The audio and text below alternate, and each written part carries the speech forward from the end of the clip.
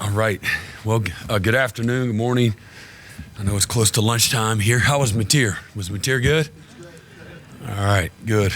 I got him all dialed up. I'm really looking forward for y'all to get an opportunity to visit with the rest of our newcomers. And it's a great group of guys, so you guys are going to enjoy that. It's good to see everybody. One of my favorite times of the year. For all the reasons you would expect, building a new team and just a lot of different things that are going on all at once. And it's been a while since we've been together, so just to kind of recap and unwind just a few things as we get started here.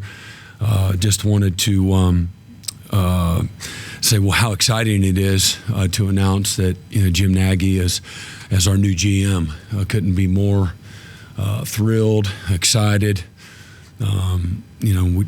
The administration did a wonderful job of getting a really small pool of candidates, and through a very thorough interview process, there was a great alignment that Jim would be. I know it's been called a home run, but that's how we felt, inside as well. And for all the reasons, that you would expect. And, he's got this incredible football mind and all of the depths of experience and just his levels of expertise in building rosters, the connections, the relationships that he has with all people with football at all levels, both professionally and collegiately, whether that's the scouts, that's the head coaches, that's the agents, it's the players, and he's represented, just been first class, his entire career. He's a guy that has this connection to three different staffs that, won Super Bowls. And so a lot of people have been scouts for a long time, but the resumes don't all look the same. And so we're really looking forward as a staff, and certainly myself, to be able to work alongside Jim and in this new professionalized model that we have. I'm a traditionalist. I know I've said that several times over the last few years. Loyal to a fault in many ways, but also I'm smart enough to realize things don't always stay the same. And you have to adapt and pivot and adjust to the new landscape. And it's changing every few hours, as we know, tongue in cheek. But, the structure that we've put in place and that Jim and the staff that he creates in that front office space will get us closer to a professionalized, model in talent retention, talent acquisition, player valuations, contract negotiations, and so much more. Just looking at short-term and long-term, there's a capology that goes into this. That's a very complicated space, and you've had to kind of figure it out, year by year. The last, since it really started. I think most people we don't know what the rules are, what the limitations are, and how things are going to change. And so you've done the best that you could under the circumstances, these last few years. So we're all looking forward to that structure and the boundaries and the guardrails that will be in place through that structure to help you be successful. And I just appreciate the administration for carefully and thoughtfully, putting together this model through a lot of hard work and research, led by both Randall and Joe both, and as well as President Harris in nailing this and getting it right. So obviously the test of time will always tell, but there's still a traditional personal part of the recruiting process, and so for all the ways that it's like similar to an NFL space, college football I'm talking about, there's also ways that it's not. The age group is much different level of maturity that you're dealing with, and we don't get to draft guys. We gotta recruit them. I can't make somebody like me. and or like us, and you've got to recruit them, and you still have to sell something my belief, other than monetary, value. If you can get the same or something close to the same everywhere, then what else is it? And so there's a development piece and certainly an education piece that we don't ever want to lose sight of, because the reality is, it's a very small percentage. The national percentage is under 3%, okay, of the guys in most college locker room, the average college locker room, will ever get an opportunity to be on an opening day roster in the NFL. And so, but we can, the number's going to be a little higher at a place like Oklahoma. And, so we've got to do a great job of continuing to sell, the entirety of the vision, development, education, connection, and life after football as well. But Jim, his wife Lindsay, his daughter Lillian, they're on their way. I think they're landing any moment. And he's got a son at Auburn as well. I'm sure he'll get an opportunity to be around as well. But just absolutely thrilled. Again, an assassin on the field, but just a great human being as well, and great leader off the field. So looking forward to partnering up with him and his staff as he builds that out. Just a few other things, just to kind of catch up. I wanted to just comment on the combine and how Danny and Billy and Ethan, I think we had 11 scholarship seniors and no underclassmen declared for the draft. So we had 11 scholarship seniors that were available to be able to go to be invited to the combine. We had 3 of them that got invited, and those 3 guys just crushed it. Did a great job, and not surprised in any way. I think they all created some value for themselves, and so I would just like to. That's the next step, and there's nobody, it's not like that they're at the finish line by any stretch. But man, that's a great moment. They all dreamt of that, and I know y'all have done a great job of covering that and celebrating, that kind of that milestone for them and the next step in their process. But the rest of those guys will have an opportunity next Tuesday. We'll have our pro day here, and that's coming right around the corner. Something that was interesting about the combine, of the 300 plus total numbers that are invited to the combine, 25%, just under 25% of that total number were either they came from a non-Power 4 school, or they were out of school, but they transferred. They were at a Power 4 school, but they had transferred from a non-Power 4 school. So 1 out of 4,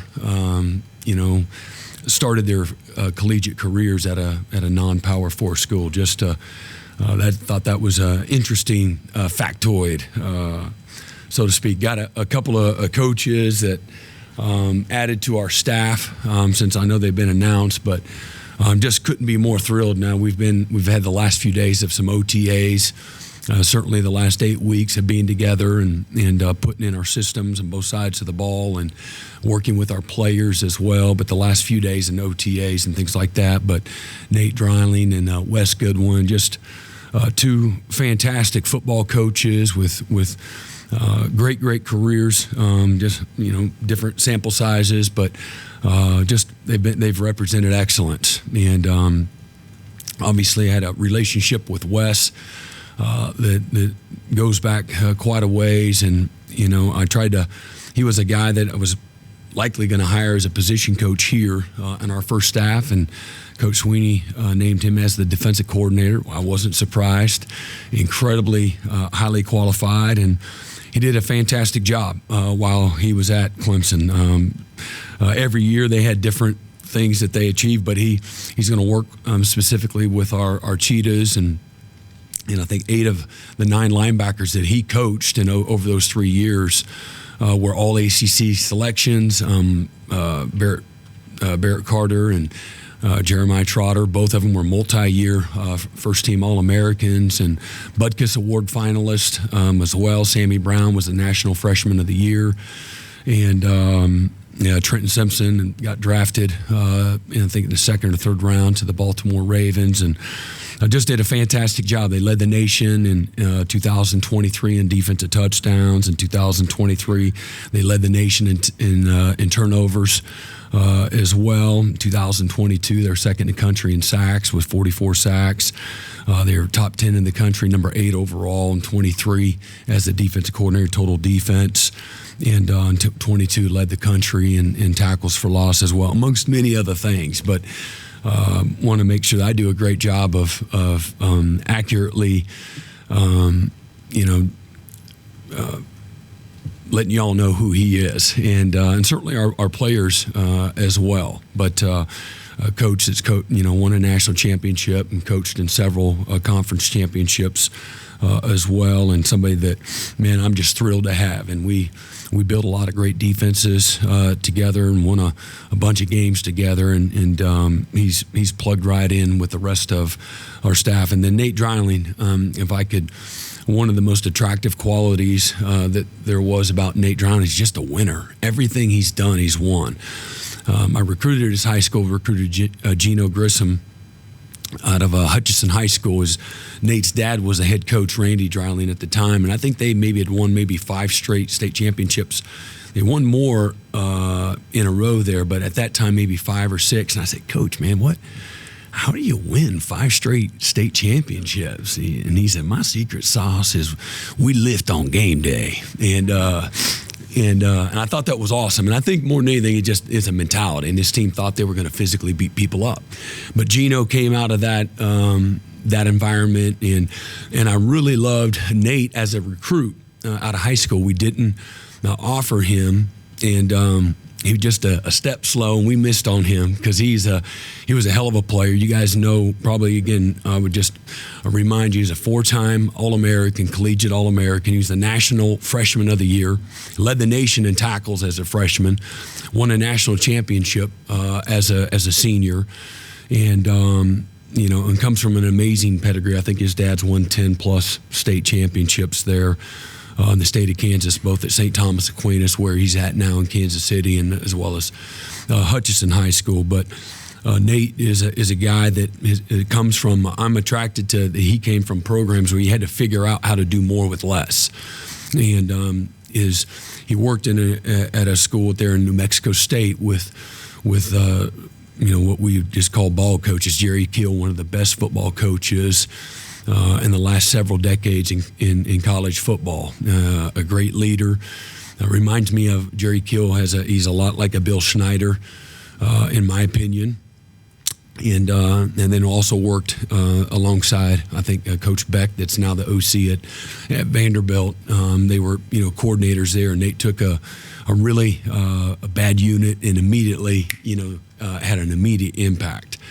And we had actually watched some of their crossover games and some opponents that we had played, and some of our coaches had built relationships with Nate and had a familiarity from his football acumen. That's it, and watched him do a really good job under the circumstances, but really produced some really good units and some good statistics and some things that he was able to do. Was thrown into the fire, took a coordinator job at Utah State, and was thrown into the fire as the interim head coach when they let their head coach go, and last July, I believe it was. And as his wife is battling breast cancer, he courageously took that upon himself. And it also told me a lot. You just got there, and they named you as their interim head coach. You obviously have made an impact, some shape, form, or fashion. Not surprised. Again, he's an alpha. That's who I would say Nate Dreiling is. But one of the most attractive things as I was interviewing several people that I had with Nate is, he said, man, I'll walk to Norman, Oklahoma. And I don't care about money. I don't care about titles. I want to come work for you and work with that staff and coach at Oklahoma. And I want to help you be successful. And that's not the only reason, but that was another. Some people are really needy, and that's fine too. We had plenty of resources to make sure we got the right guy. So between the two, I got two guys that have coordinator experience. They've got this amazing pedigree and track record, not lengthy, but really good in a very short amount of time. And then, just like I'd hoped, man, it's been the chemistry and the cohesion, which is incredibly important, and you can't put a value on immediately, man. This is a group that has great mutual respect and trust, and really feel very strong in the depth of knowledge and all situational football, all the things from a coordinator standpoint. You're going to go bam, bam, bam, bam, bam, and there is an alignment in some of the philosophies in all of those different areas as well. That's going to mesh really well and has meshed with our staff. So I'd been remiss if I just didn't mention those two guys, and they'll get an opportunity as well here this spring to get in front of y'all, so you can get to know them and their families, as well as they help us this season and this spring certainly.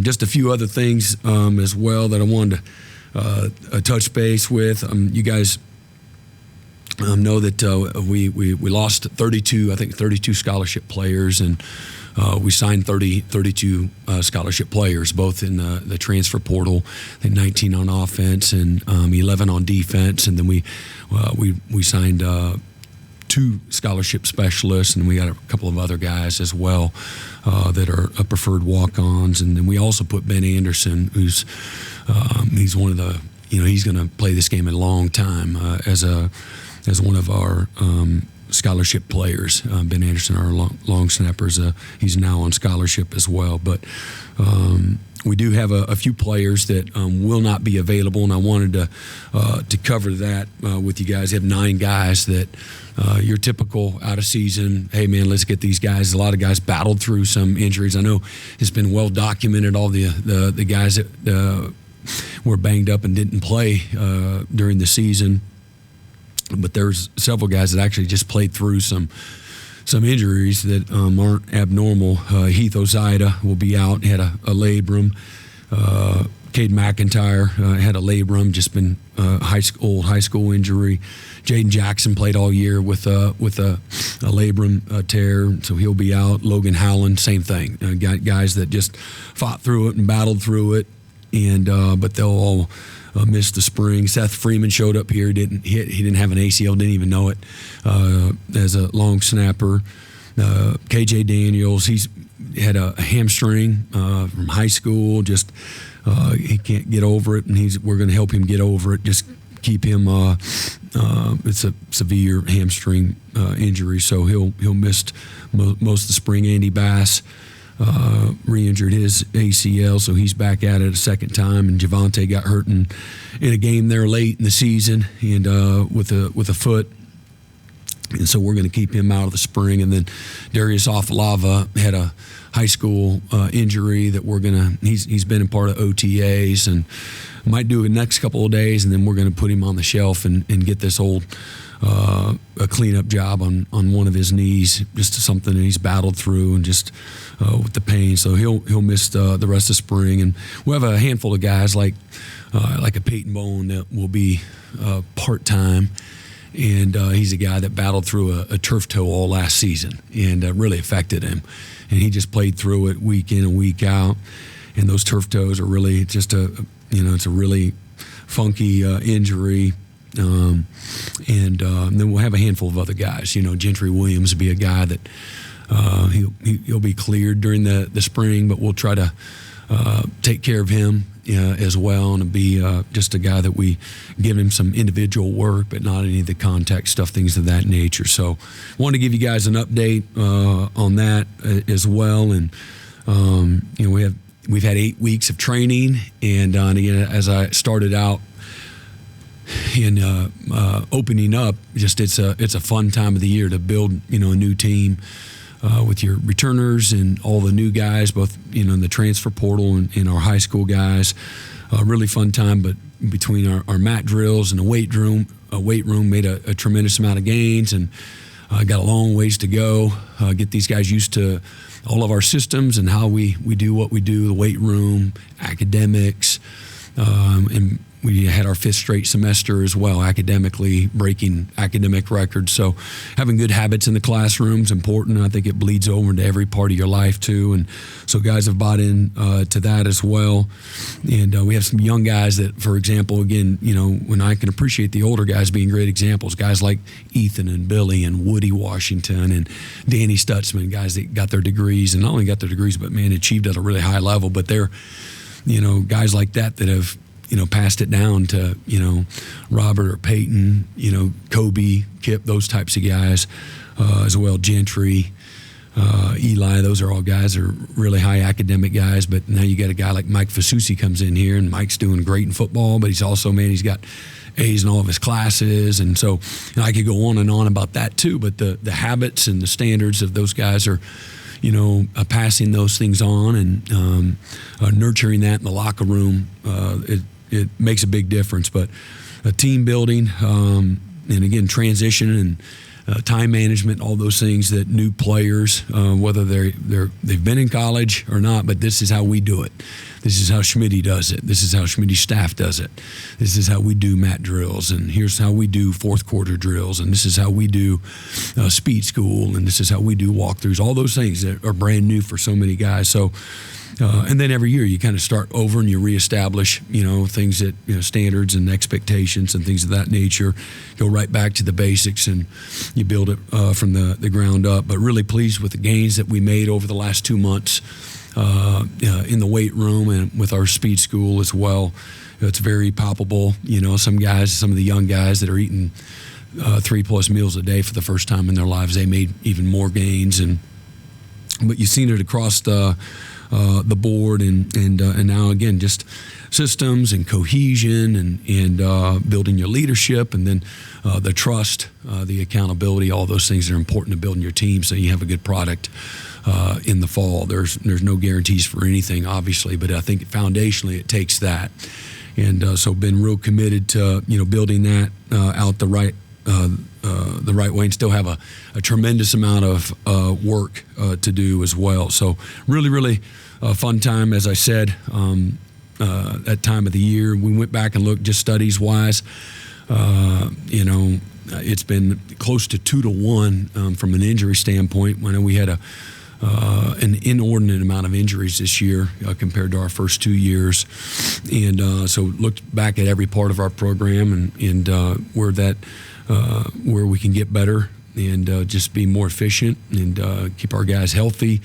But 2 to 1, the injuries occurred games as opposed to practice, and that's no surprise. Being around the game a long time, that's right about on par. But that did have a little bit to do with our decision for the spring game, and everything's changed in college football. And again, I'm a traditionalist at heart, and I look at how we build and develop our team, and certainly there are no preseason games. You wish there were, but the reality is, it's a very dumbed down version. You're not showing a whole lot. You're keeping it very safe. You're doing quick whistles. You're getting all your good players out fast. Well, our roster is not the same. We've got close to 30 guys less than what we had a year ago at this time. Plus, you've got 9 guys that aren't participating all, and then you got another 8, 9, 10 guys that aren't available for contact right now. So there's another 20 guys. So, all that being said, the new roster structure in college football across the board, if I said one thing in the healthy space, when you get it healthy, you say, what's different outside of the sheer numbers? What I see, because of the landscape and open-ended free agency, you don't have as much competitive depth. That's real. And what we've have been afforded in the last few years is different now. Guys aren't willing to be as patient. And so whether that's a financial opportunity or hey man, I don't care where I got to go, I just want to be the starter. now I can leave at any point in time. That's real as well. So don't have the same competitive depth as you got $20+ million, now roughly invested in a roster now on top of the scholarships, and then you have an opportunity to we'll have a normal practice that day, and where we get good situational work. We got quick whistles, keeping people off the ground, but we don't have the roster to divide up teams, and we just don't have those numbers. And but fan engagement's always been incredibly important to me. I think it's a great time of the year to be able to do that, and so I think administratively that we've come up some really unique ways to still get a chance to see these guys compete and some of their talents and keep them out of harm's way, things of that nature. So excited about what that'll look like, and I know it's different. Change is not a lot of fun for anyone, but we'll just try to adapt and pivot and do what is best for this team and how we try to develop it, get it ready for a really challenging 2025 season. So with that, I got an opportunity for a few questions. Coach does have no application. We won't be able to take too many, but I'll start with Eric Bailey. I want to ask you about Jim's hiring, kind of a two-part question. I wanted to ask you, first of all, his hiring, how much does that kind of take a weight off your shoulders in terms of this changing landscape, not having to worry about agents, not having to worry about recruiting, or just placing your focus more on recruiting, not worrying about dealing with agents? And secondly, wanted to ask you a little bit about his dealing with agents. He has that in his past, and it's something that you really can benefit from, his ability to do that. Yeah. So everything you said is real. I think the biggest thing from a time management standpoint, that takes a load of time. Gives you back to, again, the things that you want to be as a head coach, developing your team, doing the X's and the O's, focusing on your culture, giving your coaches the resources they need to be successful, so that took a lot of time, and you already have a very finite amount of time as it is. And so not being, stretched thin is, and having a staff that's all they think about 24/7. And again, emotionally, there's certainly a business aspect to it, and but man, I care about people in this space. So you want to still be who you are and be able to make good business decisions. And so for me, I'm a very open and upfront and honest. You're going to get exactly how I feel, and so telling somebody a 18, 19, 20-year-old what their valuation are not easy discussions. and I remember, and I've always been this way even as a coach. I remember the bad plays, and so I have a hard time with that. And when there hasn't been this blueprint or a model that or any type of comparables. This is a very difficult space to be in, and in a space that we had no experience, and every staff had the same issue. So I'm not complaining at all. You asked a question, and it took a lot of time and a lot of energy, and I wasn't the only one. Certainly Curtis Lofton, and we tried to build the systems without understanding again what that should all look like, try to figure it out. So this gives you a lot of peace, and it's going to be able to steal some time back. So that you can keep the main thing. And then what was your second? His experience of dealing with Yeah, so those relationships, that goes a long way. And I would just say everything, as I said, everything changes every 2 hours. The conversations with agents this year, if you had all of us head coaches up here, they would tell you where those conversations were 2 years ago or 3 years ago were a lot different than where they were this year. And the depth and the amount of people that are agents today is a lot different. The qualifications are not always the same, and sometimes, again, my opinion is that you choose an agent so that they can give me the best situation possible. And so I got a great fit. Help me find a great fit. Don't chase the most money. That's just me. Where can I get the best bang for the buck too? and where I can get good value, but also get great opportunity for development and scheme fit and environment fit, things of that nature. And so figuring and navigating all that, will leave that to people that have done it, for their entire careers. And so you had a great sense of peace. Those are a couple of the many reasons why, this is such an exciting opportunity for us in bringing, Jim on. My neighbor. Yeah, Brent, sort of following up on that, wanted to ask about your role in recruiting and Mhm. how much that evolves through this, whether it's getting back to some things that you used to be able to do, Yeah. or how much that changes sort of at all levels. Yeah, I would think that it's the same as any college football coach has ever been in regards to, okay, he's the face of the program. He's casting vision for what the opportunity is going to look like for little Larry in his, the next 4 or 5 years of his life. There's a connection piece to that. And there's this holistic development piece. What's a day-to-day life going to be in this program, the culture, and those types of things. So I don't think that you lose that personal touch.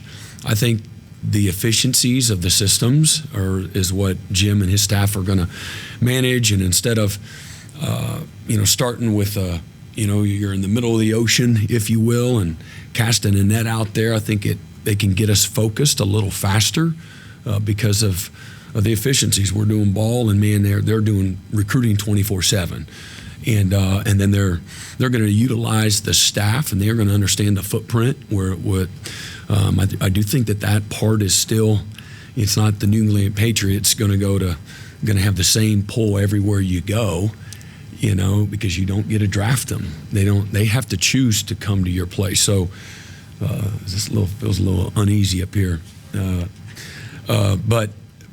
Okay, so where do we have a good footprint? And then, okay, what's the footprint for the SEC? And guess what? By the way, Oklahoma is the furthest school away from that footprint. We have to do the most traveling. And if you look at the combine, that's where's the south east is that way. And so that's where the players are. But again, you don't want to, and again, there's deep-seated connections there too. I've said this a lot. I think you can win a national championship at Oklahoma within 7 to 9 hours of this campus, all the while knowing that, hey, if I need to go and get that quarterback from the east or the west coast or from Florida, wherever that is, or this offensive tackle, things of that nature, you want to be mindful of that. And Oklahoma still has an amazing brand, and the doors from coast to coast will open, and we have got great connections with this new modernized staff. The vision for that too, a lot of relationships that are going to really bode well for us, but making sure that we do a great job of being efficient. They'll utilize and lean on us, and then hey man, we hired you, we're paying you to also have your impact and influence, your DNA all over this. And you want to hire people that are smarter than you, that are more qualified than you. That's what you want to do.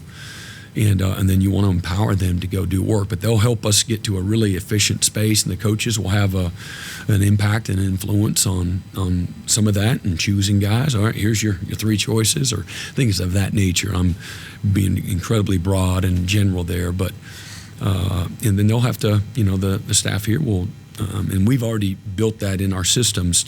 Curtis built that in our system to put a grading system in our own roster that'll also translate into a grading system, as you look at talent acquisition as well, and the things that we value from players that we're looking for in our systems at each position, and what we're looking for, and then graded our own players. And that'll be different, we're not having to do that as much as in-house Jim and his staff will. They'll constantly be, evaluating our current roster.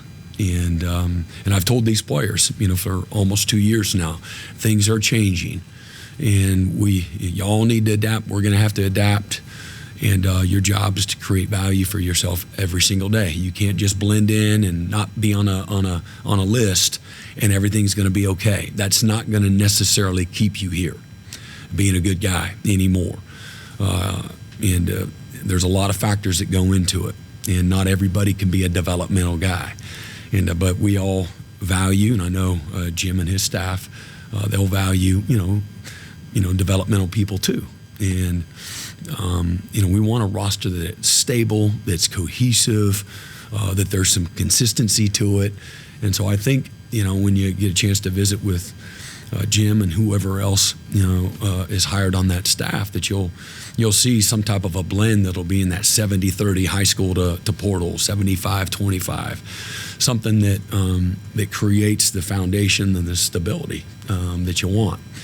And, we got to do our part in having success on the field that can continue to attract really good players out of high school and the portal as well. And then they'll do a good job in the evaluation process. But it'll be a collaboration, but we need to lean on, these guys and we did actually experience with that. As I go back here, with Jake Rosenberg and the portal, we utilized an NFL staff, and they help manage it in the same structure basically that we'll have now.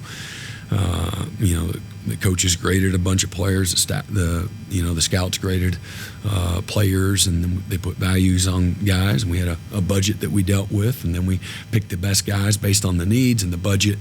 And we got to an agreement, an alignment. Like, all right, let's go with that guy. Everybody in agreement. Let's go. And with no looking back, and everybody is excited and moving together. So we got that during a small sample size. And what I liked, and I know that coaches did too, it was just a very consistent, coherent approach, that we had structures in place and a lot of clarity, both on finances and again what each guy had real value prior to them ever even coming on campus. Mm-hmm. Yeah, Brent. John Mateer, you've been around him 2 months now. What have you learned about his personality, his leadership, his demeanor, those kinds of things? That's a great question. I think he's got great competitive maturity to him and competitive toughness. He's consistent. He likes the locker room. He's a football junkie, a gym rat. He's up at the facility nonstop. He's got one other person other than a coach that puts in more hours than him. It's Jayden Canick. And so I think it's his cross to bear to be in the facility more than Jayden Canick. And but no, I say that he's blended in and transitioned incredibly well. He's about that work. Players recognize his talent immediately, but he's incredibly competitive. He's got a great maturity about him, and he's a very process-driven, young guy. George? Yeah, Brent, I wanted to ask you about your decision to call the defense this year. Mm-hmm. What went into that decision? Does that speak to just, I guess, how big of a year this is for you and this program? Yeah, well, every year's big, and for me, I know I've said that. I don't think people really well, that's just coach speak. But I go back to my first year when Bill Snyder hired me on an interim basis. You ever been hired on an interim basis where basically they said your job's on the line? I'm watching everything you do, and your first screw up, there's no guarantee, and I'm also going to pay you pennies. All right. Well, that was my first time, and I was so thankful. But I've literally had that mindset my entire career. Every game's that way. Every day I show up, something's on the line. My job's on the line. I've had that for 30 years. I'm going to hire you. I'm going to pay you $30,000, and I can't promise anything that you'll last past the summer. All right. That's literally what I was told. And I said, oh, thank you, God, thank you. And I've had the same mindset.